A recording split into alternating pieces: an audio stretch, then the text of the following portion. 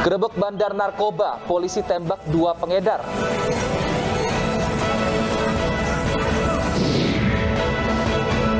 Jumlah kasus COVID-19 meningkat, orang tua khawatir pemberlakuan PTM.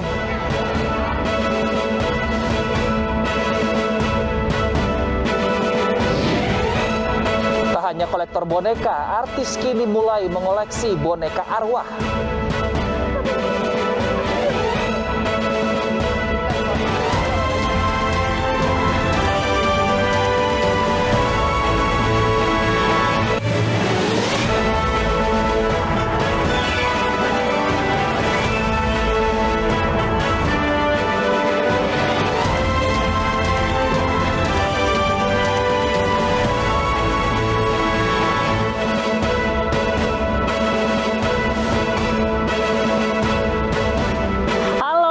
Siang pemirsa, apa kabar Anda hari ini? Semoga selalu sehat. Senang sekali saya Birnandita Ginting dan rekan saya Wilson Purba kembali menyapa Anda selama 2 jam ke depan dengan sejumlah informasi pilihan kami. Informasi pertama akan disampaikan oleh rekan saya Wilson. Selamat siang Wilson, ada informasi menarik apa untuk pemirsa hari ini? Selamat siang Deta, untuk pemirsa iNews siang hari ini kami akan hadirkan informasi berita kriminal dari berbagai daerah dan juga nanti kami akan berdialog dengan salah seorang yang mengkoleksi boneka. Apa sebenarnya motivasinya mengoleksi boneka? Kita akan kupas di iNews siang selengkapnya.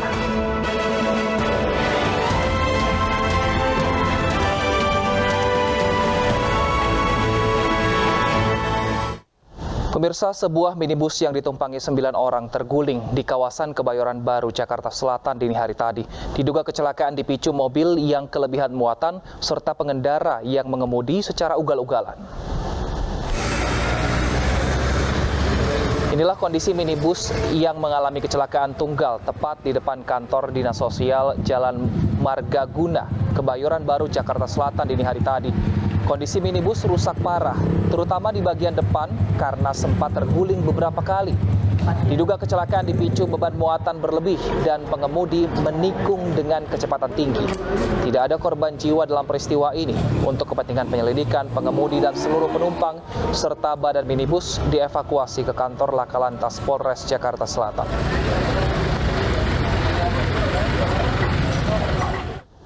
Seorang pengemudi mobil tewas setelah menabrak pejalan kaki. Sementara korban pejalan kaki kini dirawat karena terluka di bagian kaki.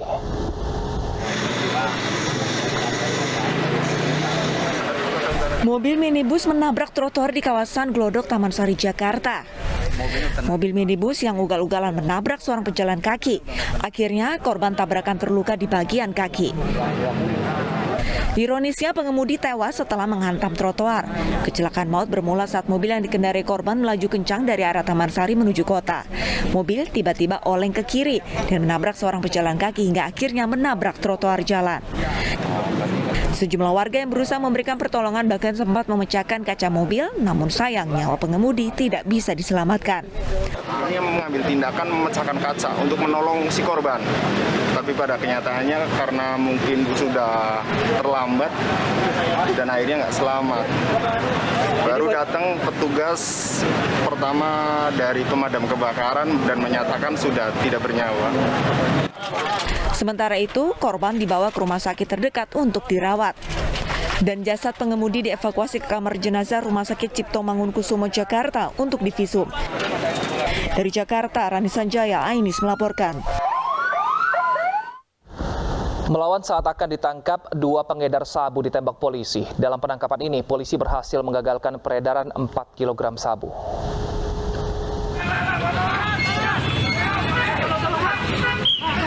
Jajaran Ditres Narkoba Polda Metro Jaya menyergap pengedar sabu di kawasan Tangerang Selatan, Banten. Sempat berusaha melawan dan mencoba kabur hingga menabrak warga dan pengguna jalan, kedua pelaku akhirnya dilumpuhkan polisi. 1 pelaku tewas, sementara pelaku lainnya alami luka tembak. Dalam penyergapan ini, polisi berhasil mengamankan barang bukti sabu seberat 4 kg yang disimpan dalam kemasan teh. Kenapa dilakukan tindakan terukur? Karena tadi pelaku melarikan diri dengan menggunakan Honda Jazz dengan kecepatan tinggi. Pertama dia tabrak ibu-ibu, jatuh, dan sudah diamankan ke rumah sakit untuk ibunya, dirawat dibawa ke rumah sakit, terus menabrak mobil Jazz juga dan menabrak mobil Suzuki Lockback. Nah, untuk itu makanya supaya jangan sampai ada korban lagi ditembak oleh anggota dengan tindakan tegas terukur. Ya. Sampai TKP rupanya di perjalanan menuju ke rumah sakit Bayangkara, satu orang tersangka meninggal dunia, namun satu orang terluka tembak. Polisi kini tengah mengembangkan kasus ini untuk mengungkap jaringan sabu asal Cina ini. Dari Tangerang Selatan, Banten, Tim Liputan iNews. Oknum anggota TNI di Saumlaki, Kabupaten Kepulauan Tanimbar, Maluku, mengamuk dan menganiaya warga. Aksi kekerasan ini pun viral di media sosial.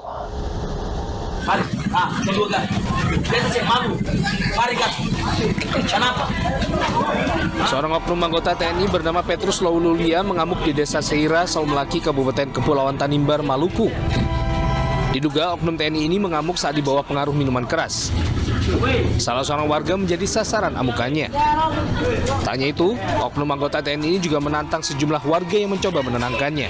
Pelaku akhirnya bisa diamankan petugas. Memang sudah ada mediasi, tapi itu nggak memberhentikan proses hukum. Proses hukum tetap kita lakukan secara tegas kepada anggota misalnya. Jadi intinya law enforcement, reward and punishment tetap berjalan. Kini oknum TNI mabuk ini sedang menjalani pemeriksaan dan akan dilanjutkan ke proses hukum sesuai ketentuan yang berlaku. Dari Kepulauan Tanimbar, Maluku, Nurdin Abdullah, iNews melaporkan. Seorang dokter muda ditangkap Satres Narkoba Cianjur, Jawa Barat. Dokter ditangkap karena memiliki psikotropika tanpa izin dan praktek ilegal yang menyebabkan pasien meninggal dunia.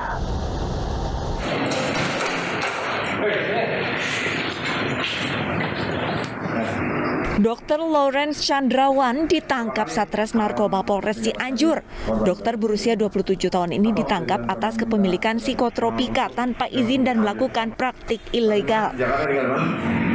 Salah satu pasien bahkan meninggal dunia. Pelaku menyuntikkan diazepam dan midazolam kepada korban dengan tujuan untuk menetralisir narkoba yang dikonsumsi korban. Korban akhirnya meninggal dunia setelah sempat mendapatkan perawatan medis di RSUD Cimacan. Dari hasil pemeriksaan, dokter muda sudah 4 kali melakukan praktek ilegal tersebut. Ya kan korban kan pengguna narkoba gitu kan. Idenya apakah dari dokternya atau bagaimana? Ini dari permintaan dari korban. Berdasarkan keterangan dari dokter. Bahwa yang korban ini meminta untuk dan sudah beberapa kali melakukan penyuntikan. Dan yang terakhir itu terjadi karena kelebihan dosis sehingga mengakibatkan korban meninggal dunia. Guna mempertanggungjawabkan perbuatannya, pelaku dijerat pasal 62 Undang-Undang Nomor 5 Tahun 1997 tentang psikotropika dengan ancaman hukuman 5 tahun penjara. Dari Cianjur, Jawa Barat, Muhammad Andi Ishan, iNews melaporkan. Sejauh mana perkembangan penyelidikan kasus ini? Sudah bergabung bersama kami Kasat Narkoba Polres Cianjur, AKP Ali Jufri Mustafa. Selamat siang, Pak Ali. Selamat siang, Mas. Baik, Pak Ali, ini praktek ilegal sudah berlangsung selama 4 hari. Ini durasinya selama berapa lama, Pak?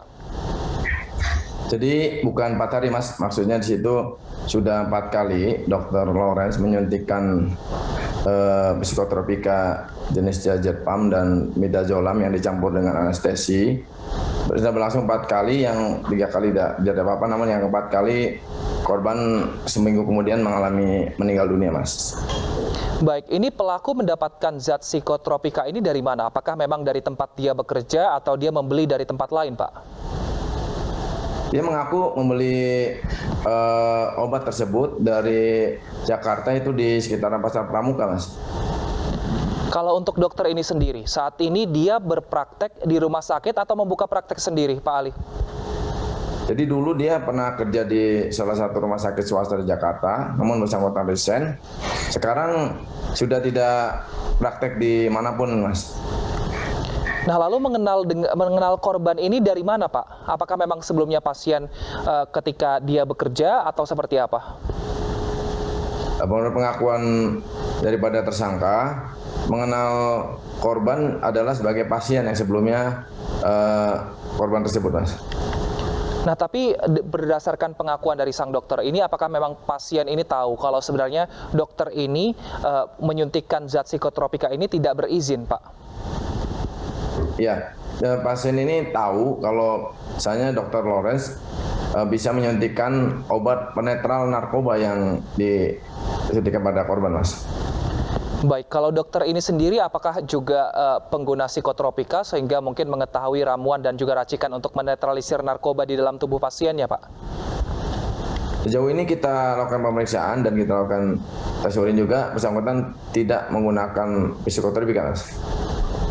Baik, ini dokter ini rata-rata pasiennya hanya korban ini saja atau ada pihak lain juga yang berobat ke dia, Pak, secara pribadi?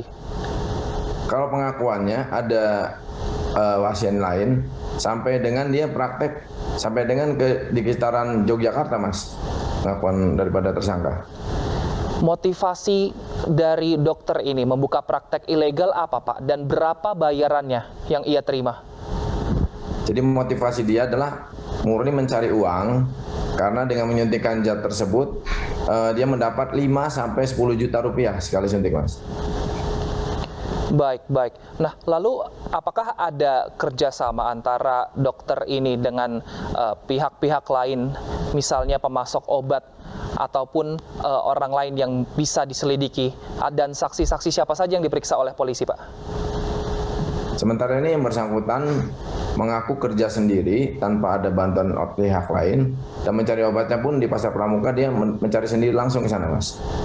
Korban lain adakah yang sudah melaporkan kejadian ini, Pak, yang mungkin merasakan keluhan yang tidak seharusnya dialami pasien? Sejauh ini kami belum mendapatkan korban lain, belum ada yang melapor pada kami, jadi masih satu yang kita ini kan, Mas. Nah, ini kan dari hasil keterangan dokter ini bahwa korban atau pasien minta disuntik untuk menetralisir narkoba yang digunakan. Ini tujuannya sebenarnya buat apa, Pak, untuk tujuan dari pasien yang juga korban ini? Jadi kemudian kita belum sempat meriksa korban karena korban sudah mengalami sakit yang parah dan dibawa ke Jakarta. Namun kita akan melakukan pemeriksaan, korban keburu meninggal dunia, Mas, seminggu setelah kejadian tersebut. Dari korban-korban lain apakah sudah diperiksa juga, Pak? Ya itu, Mas, kita kan belum ada korban lain yang datang ke kita, Mas. Jadi kita belum tahu ini, Mas, untuk baik untuk sanksi. Saya tahu, siap. Sanksi kepada pelaku, Pak, dikenakan pasal apa dan berapa hukuman penjaranya? Kita menyampaikan pada pasal 62 Undang-Undang RI tahun 1997 tentang psikotropika dengan ancaman hukuman 5 tahun penjara, Mas.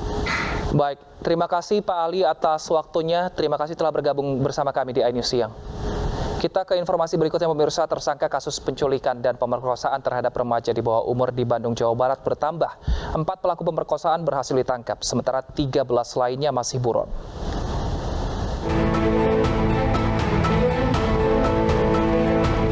Kasus penculikan dan pemerkosaan terhadap remaja di bawah umur di Kota Bandung terus dikembangkan. Hasilnya 4 orang yang merupakan pelaku pemerkosaan berhasil ditangkap. Keempatnya ditangkap di lokasi berbeda. Kini total tersangka yang sudah tertangkap berjumlah 7 orang. Sementara 13 tersangka lain yang terlibat dalam penculikan dan pemerkosaan masih diburu polisi. Perannya keempat orang ini adalah pelaku yang pernah berhubungan dengan korban T. Dan untuk saat ini 3 tersangka ini telah kami lakukan tahanan di sel tahanan Polrestabes Bandung. Dan saat ini masih dalam rangka pendalaman berkas perkaranya. Korban masih dalam pendampingan dinas terkait, sementara para tersangka dijerat dengan pasal berlapis tentang perlindungan anak dengan ancaman 15 tahun penjara. Dari Bandung, Jawa Barat, Jupita Meilana, iNews melaporkan. Sidang lanjutan kasus pencabulan dan pemerkosaan terhadap belasan santriwati oleh Heri Wirawan kembali digelar di Pengadilan Negeri Kelas 1A Bandung. Dalam pemeriksaan, terdakwa mengaku hilaf dan bersedia bertanggung jawab.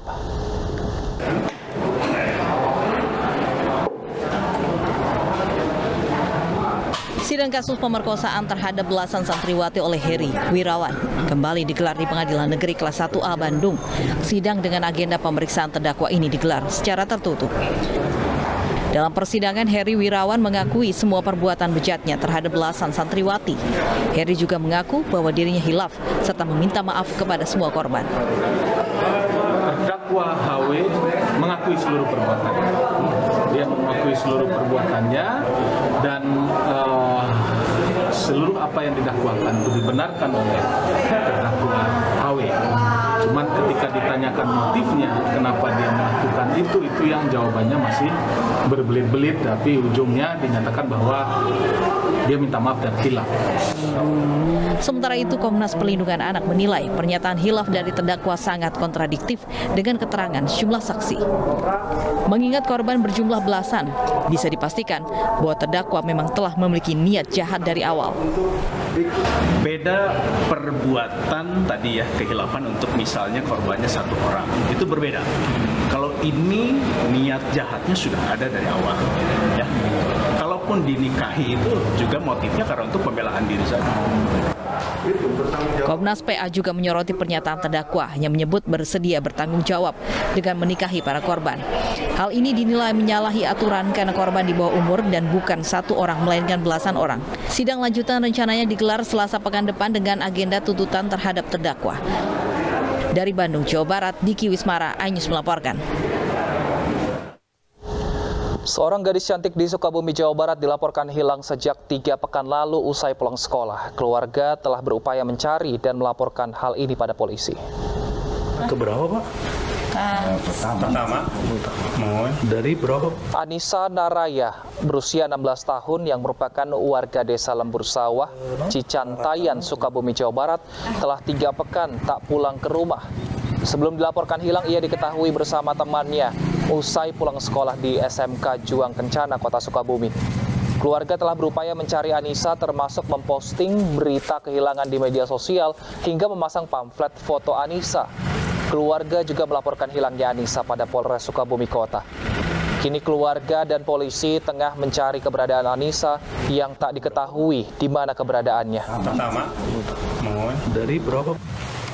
Anak saya ikut sama temannya, ikut sampai ke Cibaraja. Lalu Cibaraja udah nyampe temannya, pulang lagi. Kata temannya barangkali mau ke bapaknya. Pas gitu saya tanya ke ibu, ada gak Anissa? Sorry Bu, nggak ada. Dan tentunya kami pun sudah melakukan pengumpulan keterangan melalui orang tua korban maupun teman-teman korban. Dan mudah-mudahan dengan penyelidikan ini bisa menemukan titik terang. Jenazah bayi ditemukan pemulung di tempat pembuangan sampah. Polisi segera mengevakuasi jenazah dan memvisum jenazah. Oh ya. Sungguh malang nasib bayi tak berdosa ini. Jenazahnya dibuang orang tidak bertanggung jawab di tempat pembuangan akhir di Kota Medan, Sumatera Utara. Bayi berjenis kelamin laki-laki ini ditemukan seorang pemulung. Jenazahnya diselimuti karpet merah tebal. Pemulung bernama Misdi langsung melaporkan hal ini ke polisi. Ya emang udah tahu orang dia telungkup gitu ya. Aku bilang, Bang, kenapa dulu tuh bayi? Aku bilang gitu. Terus setelah itu Pak? Udahlah, aku korek pakai apa, ganco sama dia dikorek juga sama begitu. Kita pindahin Pak ya? Pindah kemarin terus. Jenis kelamin bayinya apa Pak? Laki-laki. Laki-laki Pak. Petugas Polsek Medan Labuhan yang tiba di lokasi bersama pemulung lainnya mengevakuasi jenazah bayi. Jenazah dibawa ke Rumah Sakit Piringadi Medan untuk divisum serta menyelidiki kasus pembuangan bayi tersebut. Dari Medan, Sumatera Utara, Yuda Bahar, iNews melaporkan. Dinding dermaga rusak karena ditabrak sebuah kapal. Selengkapnya kami hadirkan usai jeda. Tetap bersama kami di iNews Siang.